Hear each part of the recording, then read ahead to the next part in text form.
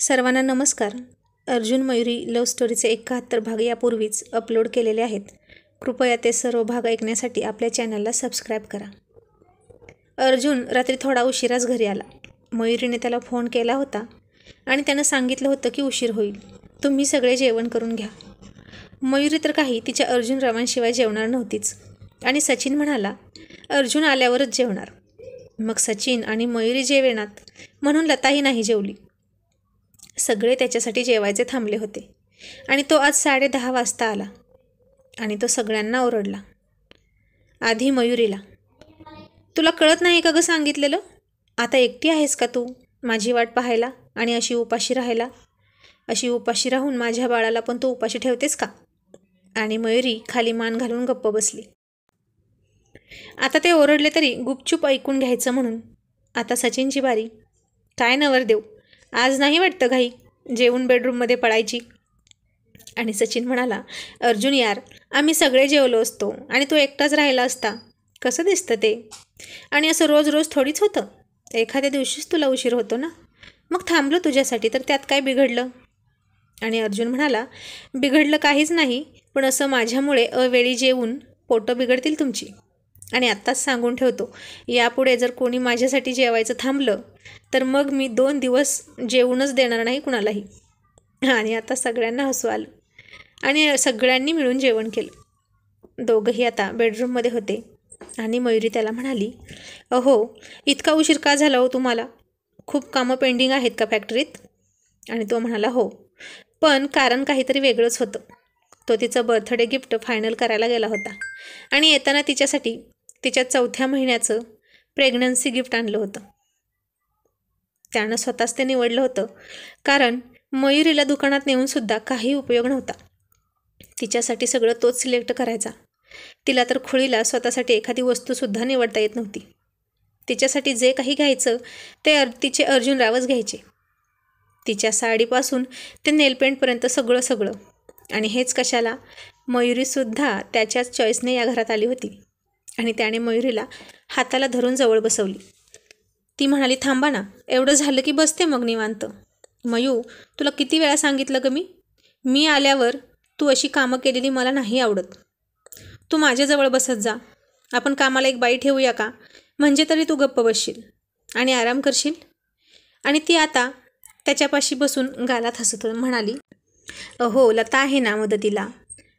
तीच मला काहीही करू देत नाही, सगळं तीच करते, अगदी सकाळच्या नाश्त्यापासून. मग मी काय करू? एवढं तेवढं केलं तर लगेच नाही थकत मी. आणि तो म्हणाला पण मग तू एक काम कर, माझी हरकत नाही तू काम केलंस तर, पण मी आलो की सगळा वेळ मलाच द्यायचा. बरं बाई, म्हणून ती हसली. मग अर्जुन तिला म्हणाला ए मयू, डोळे बंद करून घे ना. आणि ती म्हणाली का? तुझ्या डिक्शनरीत फक्त क ने सुरू होणारे शब्द आहेत का गं? का, कशाला, कुठे, कधी, सारखं आपलं हेच. कर म्हटलं की लगेच केलेत डोळे बंद, असं झाले का कधी? आणि ती म्हणाली अहो पण, आणि ती अशी काहीतरी म्हणणार इतक्यात त्यानेच तिच्या डोळ्यांवर हात ठेवला आणि तिला अलगद डोळे मिटायला सांगितले. तिला माहीत होतं तो तसं का करत आहे, कारण तिच्यासाठी 4थ्या महिन्याचं प्रेग्नन्सी सेलिब्रेशन गिफ्ट आणलं असणार त्यानं.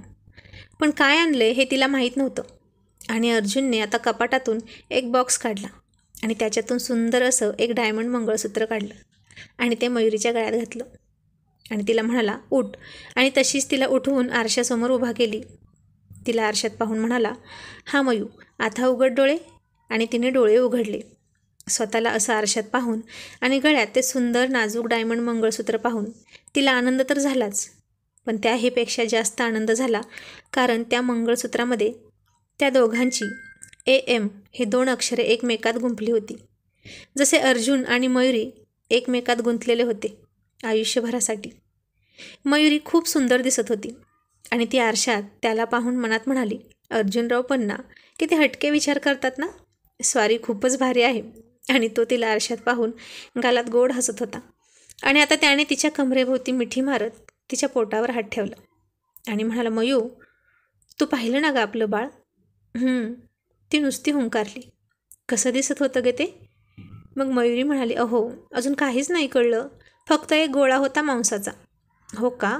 बरं, पण तुला हे गिफ्ट आवडलं ना? हो, खूप आवडलं. ती म्हणाली. पण मी हे रोज नाही वापरणार. आणि अर्जुन म्हणाला, का गं?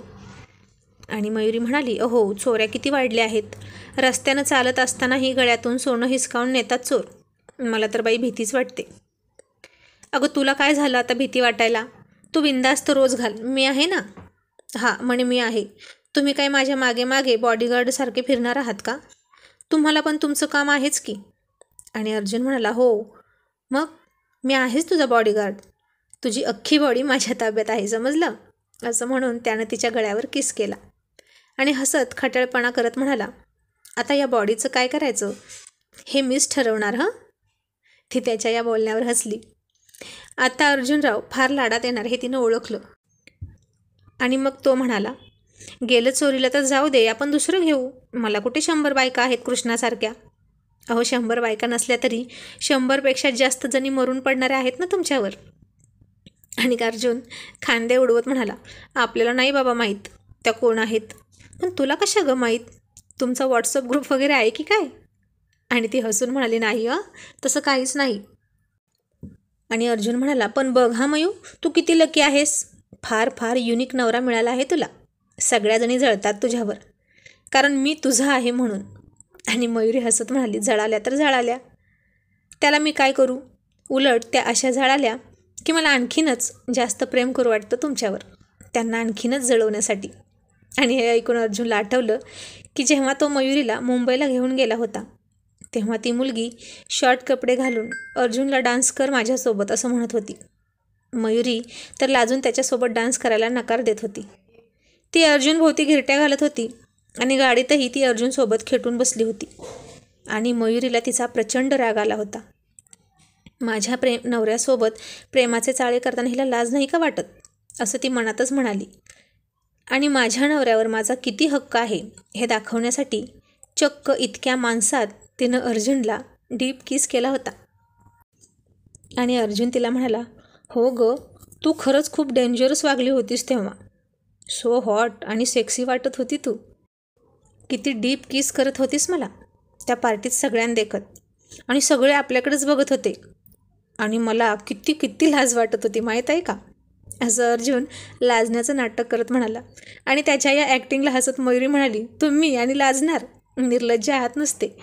खूप खुश झाला होता ना त्यावेळी. आणि तो म्हणाला, मग इतकी रोमॅन्टिक बायको वागलेली कोणाला आवडणार नाही. आणि मला जर असं रोज रोज डीप किस मिळणार असेल तर मी रोज एक जणीला तुझ्याकडे आणून ठेवतो, आणि मग त्या माझ्यासोबत प्रेमाचे चाळे करतील आणि तू त्यांना माझ्यावरचा हक्क दाखवण्यासाठी मला किस करशील. किती भारी ना. असं म्हणत अर्जुन जणू मयुरी त्याचा डीप किस करत आहे हे स्वप्न पाहत म्हणाला. आणि ती म्हणाली, अहो अर्जुनराव, या खाली या, बेडवर या, नका लगेच स्वप्न पाहू. आणि ती ते मंगळसूत्र काढू लागली. आणि अर्जुनने तिचे हात पकडले आणि म्हणाला, तुला आवडलं नाही का गं? आणि ती फार आश्चर्याने त्याच्याकडे पाहून म्हणाली, असं कसं काय बोलता हो. मला आवडणार नाही असं कधी होईल का. उलट ते जीवापाड जपायचं आहे मला, हरवू नये म्हणूनच जपून ठेवत आहे कपाटात. दुसरं काहीही गेलं तरी चालेल हो, पण मला हे मंगळसूत्र गेलेलं नाही चालणार. आणि अर्जुन म्हणाला, म्हणजे मी गेलो तरी चालेल, पण तुला हे मंगळसूत्र जास्त आवडते ना. आणि तिने त्याला एक धपाटा मारला आणि त्याची मिठी सोडवत रागात म्हणाली, असं काहीतरी अभद्र बोलता आणि मग मला काळजी लागून राहते. एका क्षणात इतकं गोड बोलायचं आणि दुसऱ्याच वेळी असं काहीतरी बोलायचं. नाही मला आवडत, तुम्ही जा जा तिकडे. ती चिडून बेडवर बसली. अर्जुनला तिच्या भावना समजत होत्या. ती त्याच्या बाबतीत किती पॉझिटिव्ह आहे हे त्याला माहीत होतं, आणि तोही तिच्या बाबतीत तितकाच हळवा होता. मग तो तिला गालावर किस करत म्हणाला, सॉरी, माफ कर मयू, पण अगं चोरीला जाईल या भीतीने आता तू घरातून बाहेरच पडणार नाहीस का. चोरी व्हायचीच असेल तर ती घरात पण होईल की नाही. तू घाल बरं. आणि मग तिनं ते पुन्हा त्याच्या हातात दिलं आणि तो तिला मंगळसूत्र घालत होता. आणि मॅडमच्या डोक्यातून अजूनही मंगळसूत्र चोराची भीती काही केल्या जात नव्हती. आणि म्हणाली, होय हो, समजा चोराने मंगळसूत्र चोरलं आणि तो पोलिसांच्या हाती सापडला तर त्याला किती वर्षाची शिक्षा होते. आणि अर्जुन म्हणाला, शिक्षा तर होणारच की. अगं प्रत्येक छोट्या मोठ्या गुन्ह्यासाठी आपल्या कायद्यात शिक्षा लिहिलेल्या आहेत. हो का. अहो मी तर काल पेपरमध्ये वाचलं होतं की मंगळसूत्र चोराला 3 वर्षाची शिक्षा झाली. आणि अर्जुनराव खटाळपणा करत पुन्हा तिला म्हणाले, आणि मंगळसूत्र गळ्यात घालणाऱ्याला जन्मठेपेची शिक्षा होय ना? जा तिकडे, असं म्हणून तिनं त्याच्या पोटात एक कोपर मारला आणि म्हणाली, माझ्यासोबत राहणं म्हणजे तुम्हाला जन्मठेप वाटते का? आणि ती लटक्या रागातच म्हणाली, मग जा तिकडे तुम्ही, मी नाही तुमच्याशी बोलणार. आणि अर्जुन पुन्हा तिला मिठी मारत म्हणाला, कैदच तर झालो आहे मी तुझ्या या मादक नजरेत. तुझ्या हृदयात मी जन्मभर कैदी म्हणून राहणार आहे मयू. आणि याच नाही तर पुढचे 7 जन्म मला तुझा कैदी व्हायचा आहे. आणि मयुरी त्याच्या गालावर हात फिरवून गोड हसली आणि म्हणाली, कैद तर मी झाले आहे तुमच्या खट्याळ नजरेत. तुमच्या गोड गोड बोलण्याला भुलले आहे मी. तुमचं हृदय सतत माझंच नाव घेत असतं हे मी ऐकलंय दरवेळी. आणि असं म्हणून तिनं पुन्हा एकदा त्याच्या छातीवर डोकं ठेवलं आणि त्याच्या हृदयावर कान ठेवला. आणि आत्ताही त्याचं हृदय मयू मयू अशीच साथ घालत होतं. आणि ती त्याला आणखीन घट्ट चिकटून बिलगली आणि त्याने तिच्या पाठीवर त्याची बोटे अलगद फिरवायला सुरुवात केली. आणि तिने ओळखलं की अर्जुनराव का असे करत होते. पण ती म्हणाली, आज नको ना प्लीज. आणि अर्जुन म्हणाला, का ग मयू, आज असू दे ना प्लीज. आता तिचा नाईलाज झाला. उद्या बर्थडे होता तिचा आणि उद्या जंगी सेलिब्रेशन तर होणारच होतं ना, म्हणून ती नको म्हणत होती. आणि ती गप्प बसली हे पाहून तो म्हणाला, बरं ठीक आहे चल, आज ऐकतो तुझं. कारण त्यालाही उद्या जंगी सेलिब्रेशन करायचं होतं. आणि तो तिला तशीच तिच्या पोटावर हात ठेवून मिठी मारून झोपला.